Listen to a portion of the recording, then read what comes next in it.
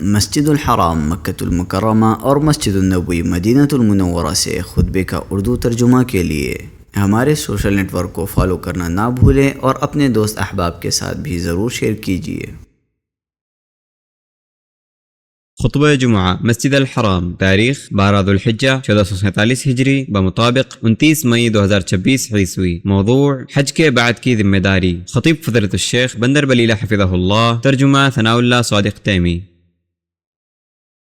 ہر قسم کی تعریف اللہ کے لیے ہے جس نے حجاج کرام کے لیے ان کا حج آسان فرمایا اور ان کے مناسک کو ان پر سہل بنا دیا۔ ہم اس پاک و برتر ذات کی حمد بھی کرتے ہیں اور اس کا شکر بھی بجا لاتے ہیں جس نے اپنی رحمت سے انہیں ڈھانپ لیا اور ان کے تمام امور کا ذمہ لے لیا۔ اور میں گواہی دیتا ہوں کہ ایک اللہ کے سوا کوئی معبود نہیں، اس کا کوئی شریک نہیں۔ اسی نے ان کے اجر و ثواب کو دو چند فرمایا اور ان کی دعاؤں کو قبول کیا۔ اور میں گواہی دیتا ہوں کہ ہمارے نبی محمد صلی اللہ علیہ وسلم اللہ کے بندے اور اس کے رسول ہیں۔ انہوں نے اس راستے کی رہنمائی فرمائی جس میں ان کی درستی اور نجات ہے۔ اما بعد لوگوں، میں تمہیں اور خود کو اللہ کے تقوی کی وصیت کرتا ہوں۔ اللہ آپ پر رحم کرے، اس کا تقوی اختیار کرو۔ اللہ تبارک و تعالیٰ کا فرمان ہے اور اسی کی عبادت کرو اور اس کا شکر ادا کرو، اسی کی طرف تم لوٹائے جاؤ گے۔ اور جان لو کہ عبادت عمر بھر کا نہ ختم ہونے والا سفر ہے اور دل کی نہ رکنے والی حرکت ہے، یہاں تک کہ لکھی ہوئی تقدیر اپنی مدت کو پہنچ جائے۔ اللہ تبارک و تعالیٰ کا فرمان ہے اور اپنے رب کی عبادت کرتے رہو یہاں تک کہ تمہیں یقین یعنی موت آ جائے۔ مسلمانوں، اے اللہ کے مقدس گھر کے حاجیوں، یہ مناسک حج اب اختتام کے قریب ہیں اور بہت سے لوگ ان مقامات اور میدانوں میں آنسو بہانے اور دعاؤں کے ہاتھ بلند کرنے کے بعد اپنے گھروں کو لوٹنے کی تیاری کر چکے ہیں۔ بس خوشخبری ہے اس شخص کے لیے جس نے ان پاکیزہ مقامات اور ان مبارک ایام میں تکبیر،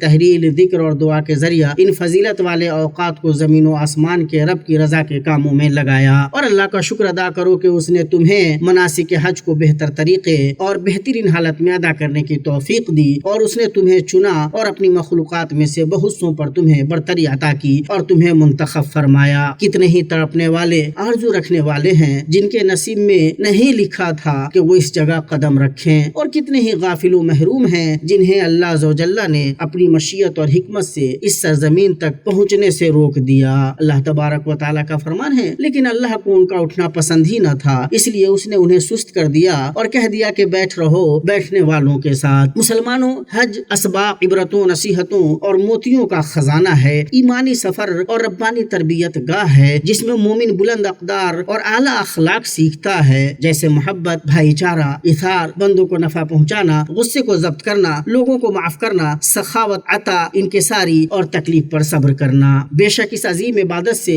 مومن جو سب سے بڑی چیز حاصل کرتا ہے وہ توحید کی اپنی بلند ترین صورتوں اور نشانیوں اور اس کے عظیم ترین مفاہیم و مقاصد کے ساتھ بجا آوری ہے۔ اللہ کے سامنے بندگی کے ساتھ خود سپردگی کرنا، اس کی اطاعت کر کے اس کا تابع فرمان ہونا اور شرک اور اہل شرک سے براءت کرنا، یہی وہ سب سے بڑا فائدہ ہے جو وہ اسلام کے اس عظیم رکن سے حاصل کرتا ہے۔ چنانچہ تلبیہ کا شعار ہے، لبیک اللہم لبیک لبیک لا شریک لک لبیک ان الحمد والنعمت لک والملک لا شریک لک۔ اور یوم عرفہ کی دعا ہے، لا الہ الا اللہ وحدہ لا شریک لہ لہ الملک ولہ الحمد وہو علی کل شیء قدیر۔ اللہ کے بندو، تو کیا اس سب کے بعد یہ بات قابل قبول ہے کہ مومن پلٹ کر کسی ولی کے مزار یا کسی شیخ کی قبر کے چوکھٹ کا سہارا لے، اس سے شفا اور اولاد مانگے، اس سے مدد اور فریاد طلب کرے، یوں اس نے جو کچھ تعمیر کیا اسے ڈھا دے اور جس کی بنیاد رکھی ہے اور جسے مضبوطی سے قائم کیا ہے اسے منہدم کر دے؟ اللہ تبارک و تعالیٰ کا فرمان ہے، اور اس عورت کی طرح نہ ہو جاؤ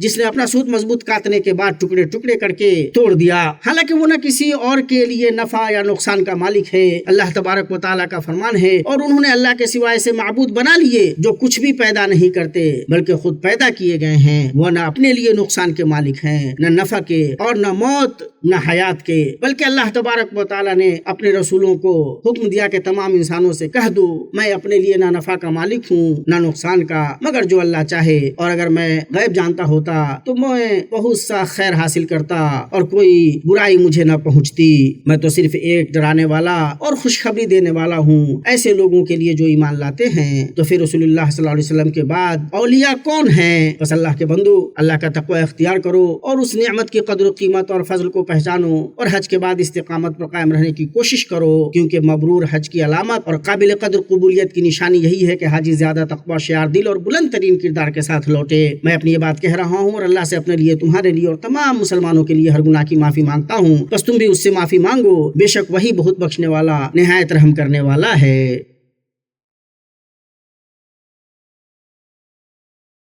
تمام تعریف اللہ ہی کے لیے ہے جس نے ہمیں اس کی ہدایت دی اور ہم ہرگز ہدایت نہ پا سکتے تھے اگر اللہ ہمیں ہدایت نہ دیتا۔ ہم اس کی حمد بیان کرتے ہیں اور اس کا شکر ادا کرتے ہیں، اس کے سوا ہمارا کوئی رب نہیں، اور ہم اپنے ہر گناہ اور اس کی آزمائش پر اس سے توبہ کرتے ہیں، اور میں گواہی دیتا ہوں کہ ایک اللہ کے سوا کوئی معبود برحق نہیں، اس کا کوئی شریک نہیں، ہم اسی کی عبادت کرتے ہیں، اور میں گواہی دیتا ہوں کہ محمد اس کے بندے اور اس کے رسول ہیں جنہوں نے ہمیں اللہ کی عبادت اور اس کے تقوی کا حکم دیا۔ اللہ درود و سلام اور برکتیں نازل کرے آپ پر اور آپ کے آل و اصحاب پر جنہیں آپ کی صحبت اور آپ سے ملاقات کا شرف حاصل ہوا۔ اما بعد، اللہ کے مقدس گھر کے حاجیوں، ان مبارک دنوں میں حج کے جو اعمال باقی ہیں ان میں تینوں جمرات کی رمی ہے، بس جو شخص جلدی کرنا چاہے اور آج یعنی 12 ذی الحجہ کو رمی کر کے غروب آفتاب سے پہلے کوچ کر جائے تو اس پر کوئی حرج نہیں، اور جو حاجی تاخیر کرے اور غروب آفتاب ہو جائے تو اس پر لازم ہے کہ وہ مینا میں 13ویں کی رات قیام کرے اور اگلے دن زوال کے بعد تینوں جمرات کی رمی کرے۔ اللہ تبارک و تعالیٰ کا فرمان ہے، 2 دن کی جلدی کرنے والے پر بھی کوئی گناہ نہیں، اور جو پیچھے رہ جائے اس پر بھی کوئی گناہ نہیں، یہ پرہیزگار کے لیے ہے۔ اور اللہ تعالیٰ سے ڈرتے رہو اور جان رکھو کہ تم سب اسی کی طرف جمع کیے جاؤ گے۔ اسی طرح ہدیہ ذبح کرنے اور قربانی کرنے کا وقت بھی 13 ذی الحجہ کے دن غروب آفتاب سے پہلے تک ہے، لہٰذا جس نے ابھی تک ہدیہ ذبح نہیں کیا یا قربانی نہیں کی وہ جلدی کرے اور عجلت سے کام لے۔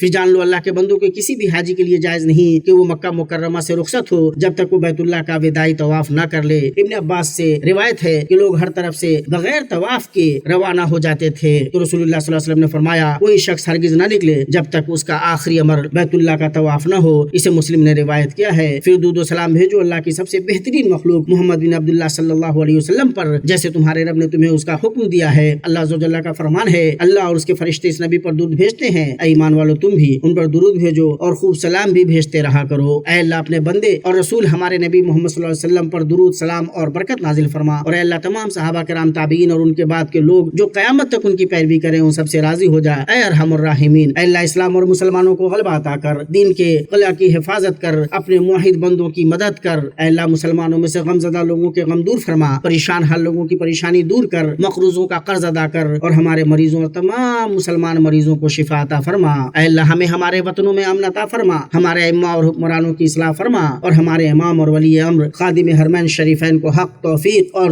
درستگی سے مدد فرما۔ اے اللہ ان کی عمر، صحت، عافیت اور بھرپور نعمت کے ساتھ دراز فرما، اور ان کو اور ان کے امانت دار ولی عہد کو ان امور کی توفیق دے جس میں ملک و ملت کی بھلائی ہو اور اسلام مسلمانوں کی عزت و رفعت کا باعث ہو۔ اے رب العالمین، اے اللہ ہمارے سرحدوں اور مورچوں پر ڈٹے ہوئے فوجی نوجوانوں کی حفاظت فرما۔ اے اللہ انہیں اپنی اس آنکھ کی حفاظت میں رکھ جو کبھی نہیں سوتی، اور اپنی اس قوت و سہارے سے انہیں محفوظ کر لے جس پر کوئی غالب نہیں آ سکتا۔ اے اللہ ہمارے مظلوم بھائیوں کا مددگار، پشت پناہ، معاون اور ناصر بن جا۔ اے اللہ فلسطین میں اور ہر جگہ ان کا حامی بن جا۔ اے اللہ ہمارے ملک پر امن، استحکام، خوشحالی اور اس کے سپاہیوں کی حفاظت کر، اور اس کے خلاف سازش کرنے والوں کی چالیں ناکام کر دے، اور ظالموں کی زیادتیوں کو دور کر دے، اور تمام مسلم ممالک کی بھی حفاظت فرما۔ اے رب العالمین، اے اللہ حاجیوں کا حج قبول فرما، اے اللہ حاجیوں کا حج قبول فرما، ان سب کی دعائیں پوری کر دے، ان کی امیدوں کو برلا، اور ہمارے رب انہیں اپنے گھروں کو بسلامت، کامیاب اور قبولیت یافتہ لوٹا دے اپنی رحمت سے۔ اے ارحم الراحمین، اے ہمارے رب ہمیں دنیا میں نیکی دے اور آخرت میں بھی بھلائی عطا فرما، اور ہمیں عذاب جہنم سے نجات دے۔ سبحان ربک رب العزت عما یصفون وسلام علی المرسلین